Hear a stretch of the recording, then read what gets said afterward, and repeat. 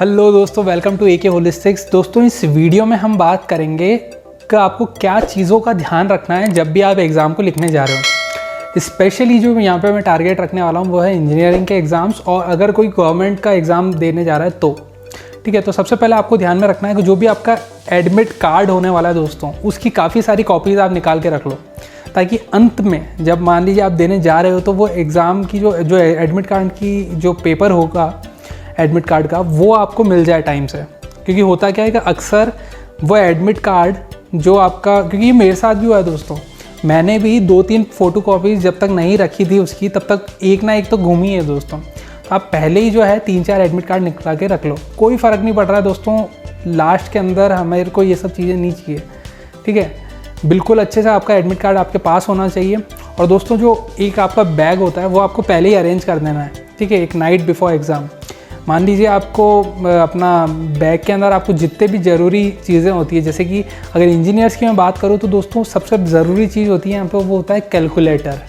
जी हाँ दोस्तों, कैलकुलेटर जो होता है दोस्तों वो ख़रीदते ही नहीं कई बच्चे, मैंने देखा है, और वो सबसे ज़्यादा इंपॉर्टेंट होता है एक इंजीनियर के लिए। तो आपको जो है अपना साइंटिफिक कैलकुलेटर हमेशा ख़रीद के अपनी टेबल पर रखना है या अपने बैग के अंदर रख लेना है एग्ज़ाम से एक दिन पहले।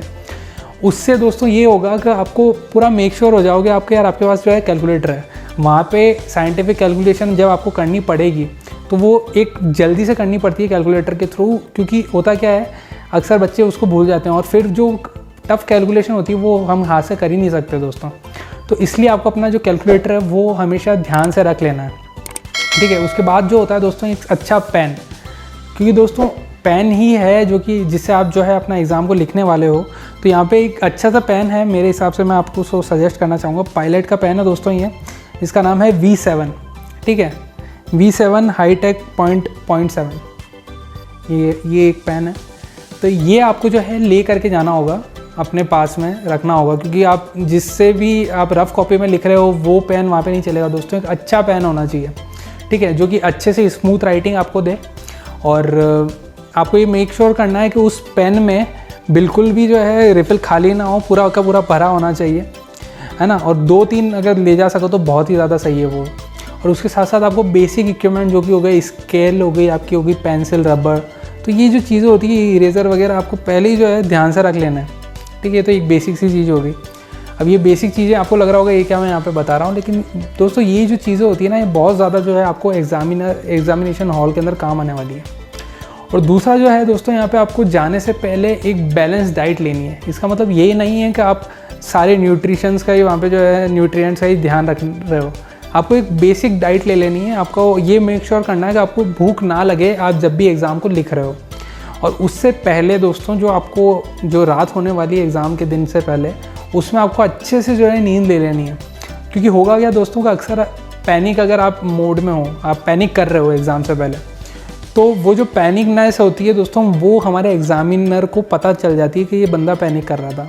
वो कैसे दोस्तों, क्योंकि वो भी इस फेज़ से गुजरा हुआ है और उसको भी ये चीज़ पता है कि यार ये रात में सही से सोया नहीं है, और यहाँ पे जो है उसकी राइटिंग अंत में उस राइटिंग जो है पता चल रहा है उस राइटिंग से कि वो क्या लिख के आया है और क्या उसने अच्छे से पढ़ा है या नहीं। तो आपको ये नहीं रखना है कि अपना सिलेबस जो है मैं लास्ट में कंप्लीट करूँगा। सिलेबस को एक एक वर्ड को एटलीस्ट गूगल तो कर ही लेना दोस्तों, भले ही आप उसको अच्छे से ना पढ़ पाओ। मैं मानता हूँ कि सिलेबस पूरा करना मतलब एक बहुत बड़ा टास्क होता है। कोई भी टॉपिक है दोस्तों जो उसके मेजर पोर्शंस है उसका आप ध्यान रख के कंप्लीट कर लीजिए, ठीक है। लेकिन जो अगर कुछ ऐसे पोर्शंस भी होते हैं दोस्तों जो कि छोटे होते हैं, राइट, जिस पर हम इतना ज़्यादा ध्यान देना नहीं चाहते हैं, तो उन पोर्शंस को एटलीस्ट आप जो है गूगल ज़रूर कर लीजिएगा एग्ज़ाम से पहले, ताकि आपको एक बेसिक आइडिया ज़रूर हो उन एरियाज़ का। क्योंकि अगर मान लीजिए उस पे से क्वेश्चन आ गया और मान लीजिए ज़्यादा मार्क्स का क्वेश्चन आ गया, तो वहाँ पे फिर आपका जो है पैनिक मोड ऑन होने वाला है, और वहाँ पे जो है आप बिल्कुल भी ध्यान नहीं देने वाले हो कि आप क्या लिख रहे हो उससे रिलेटेड। तो एक बार ज़रूर गूगल करके ज़रूर से देखिएगा दोस्तों। और एक बेसिक सी चीज़ होती है दोस्तों, वो है कि आपका जो पेपर होते हैं, ठीक है, जो आपकी आंसर शीट होती है, या तो वो ऐसे लाइन वाले पेपर आपके आएंगे, या फिर जो है इस तरह के ब्लैंक पेपर भी आ सकते हैं अगर कंपटीशन का एग्ज़ाम आप लिख रहे हो, राइट, UPSC रिलेटेड या स्टेट PCS अगर आप दे रहे हो तो उसमें आपको मेक श्योर करना है कि वो जो कॉपी है उसमें हर एक पेज जो है वो अच्छे से खुला हुआ है, ठीक है। वो कोई भी पेपर चिपका हुआ होगा तो उसको पहले ही स्केल से आप फाड़ लो। दूसरा है दोस्तों, अगर आप इंजीनियरिंग का एग्ज़ाम दे रहे हो तो आपको मेक श्योर करना है कि दोनों तरफ से लाइन हो, या फिर कई यूनिवर्सिटी के पेपर में वो लाइन नहीं रहती है, आपको पहले ही जो टाइम मिलता है उसमें लाइन को खींच लेना है। उससे होता क्या दोस्तों, एक जो स्पेसिंग होती है वो आपको मिल जाती है आपके क्वेश्चंस को लिखने के लिए, आपके आंसर मतलब क्वेश्चन नंबर फिर उसका आंसर, ठीक है। फिर जो है यहाँ पे एक स्पेसिंग अगर आप कर सकते हो जो अंत में, मान लीजिए यहाँ पे आपने स्पेसिंग कर दी क्वेश्चन नंबर की, और यहाँ पे एक लाइन खींच के आप लिख सकते हो कि जहाँ पे वो नंबर जो देगा वो आपका जगह उसको मिल जाएगी कि यार यहाँ पे एक स्पेसिंग इसने दी है, यहाँ पे मैं अच्छे से नंबर लिख सकता हूँ। तो वो कन्फ्यूज़न उनको भी नहीं होगा दोस्तों। हमें क्या करना है, बेसिकली उनका जो टास्क है उसको ईजी बनाने की कोशिश करनी है, ठीक है। और ये जो चीज़ हो गई दोस्तों एक बेसिक सी कि आपको लाइन भी खींचनी है। एक दूसरा होता है दोस्तों कि आपको नींद अच्छे से लेनी है, बैलेंस डाइट ले लेनी है, अपनी कोई भी चीज़ हो सकती है रिलेटेड टू पेन पेंसिल, वो सब कुछ आपके साथ में होना चाहिए, उसको भूलना नहीं है, ठीक है। और अपना जो एडमिट कार्ड है दोस्तों खास करके उसको तो बिल्कुल भी नहीं भूलना है, वो बहुत ज़्यादा इंपॉर्टेंट चीज़ होती है। जो दोस्तों एक अगली चीज़ मेरे को यहाँ पे नोटिस में आती है कि अक्सर जो होता है बच्चे पैनिक मोड में अंदर एंटर करते हैं, ठीक है। वो पैनिक मोड में क्यों होते हैं दोस्तों, क्योंकि वो या तो अपने किसी ऐसे दोस्त के साथ आए होते हैं जिसको कुछ ना आता हो या फिर कुछ ज़्यादा आता हो। ये भी एक बहुत दिक्कत है दोस्तों।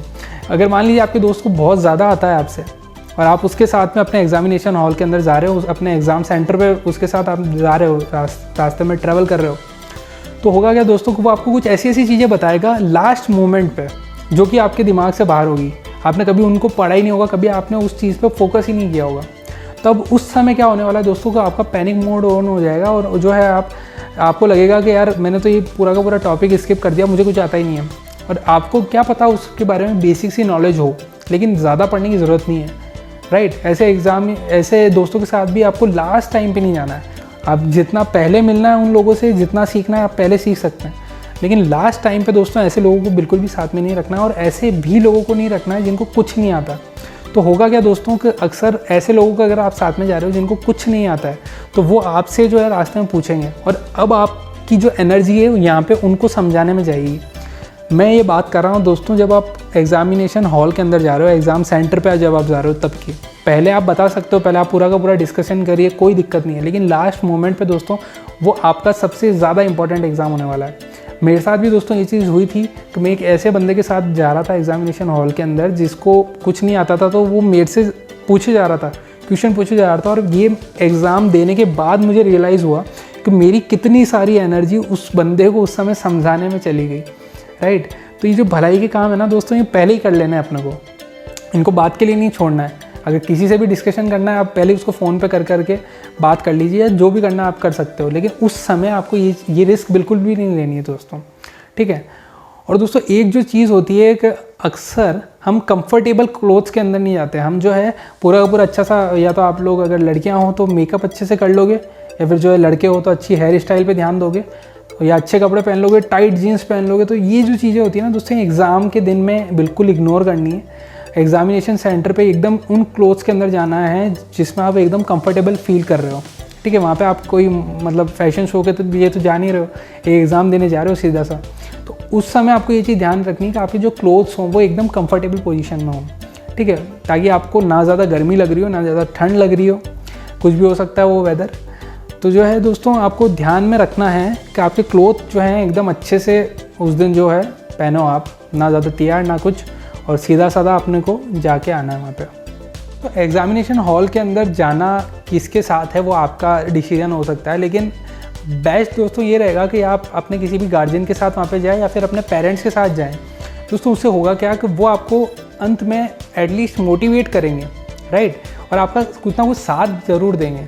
तो होगा क्या कि वहाँ पे एक बहुत ज़्यादा आप स्ट्रेस वाली सिचुएशन में हो, आपने ऑलरेडी इतनी सारी पढ़ाई की है और अब आप जो है एकदम पूरा का पूरा भर चुके हो अंदर तक आप पढ़ के, लेकिन आपको ये चीज़ का मेक श्योर करना है कि लास्ट टाइम पे किसी ऐसे बंदे के साथ ना जाएं जो कि आपको पूरा का पूरा जो है पूरा आपका मोटिवेशन डाउन कर दे, पूरा का पूरा डीमोटिवेट करके रख दे आपको वहाँ पे, बल्कि ऐसे इंसान के साथ जाना है जो कि आपको अंत में एटलीस्ट ये चीज़ बोल दे, क्योंकि अब आप जो है आपका दिमाग हाइपर मोड में चल रहा है, राइट। आपके दिमाग में जो है भर भर के क्वेश्चन आ रहे हैं, भर भर के कॉन्सेप्ट याद करने की आप कोशिश कर रहे हो। अब आपको ऐसा इंसान चाहिए दोस्तों जो आपको ये मेक श्योर करे कि नहीं यार अब तू कर लेगा, तूने काफ़ी ज़्यादा प्रैक्टिस कर ली है, ये बोलने वाला हो ना दोस्तों अगर लास्ट में, तो जो है आपका एग्ज़ाम अच्छा जाना ही जाना है, राइट। क्योंकि अब आप एक बहुत ज़्यादा प्रेशर वाली सिचुएशन में हो। उस समय उस प्रेशर को बैलेंस करने के लिए एक ऐसा इंसान चाहिए जो कि आपको नॉर्मल सिचुएशन में लाए। अंत में आपको करना क्या है, वहाँ पे जाके एक एग्ज़ाम ही तो लिखना है, कोई इतना बड़ा टास्क नहीं है दोस्तों। लेकिन उसमें होता क्या है दोस्तों कि हम एकदम हाइपर मोड में चले जाते हैं, एकदम टेंशन में चले जाते हैं और ध्यान नहीं देते कि हमें प्यास लग रही है, भूख लग रही है, क्या लग रहा है। और जब फटाफट जा कर के बैठ जाते हैं वहाँ पे, और उसमें जब हमारे सामने क्वेश्चंस आते हैं तब हमारे दिमाग में ये सब चीज़ें घूमने लगती है कि यार अब मुझे तो प्यास लग रही है, मुझे खाना खाना है। तो ये तब नहीं हो सकता दोस्तों। ये चीज़ें आपको पहले ही मेक श्योर करके रखनी होगी कि आपका पेट भरा हो, आपको अच्छे से पानी आपने पिया हो, आपको मतलब जो भी बेसिक, ज़्यादा भी नहीं पी लेना है। तो ये जो चीज़ें होती है ना, बेसिक चीज़ें हैं, इन चीज़ों का ध्यान रखना है दोस्तों। बस यही था एक आज का वीडियो। आई होप आपको ये वीडियो अच्छा लगा होगा। अगर आपको ये वीडियो से कुछ जानकारी मिली, कुछ सीखने को मिला, कुछ अवेयरनेस मिली हो, तो इसे शेयर ज़रूर करना दोस्तों अपने सभी दोस्तों के साथ, और सब्सक्राइब ज़रूर से कर लीजिएगा AK होलिस्टिक्स को। Thanks for watching.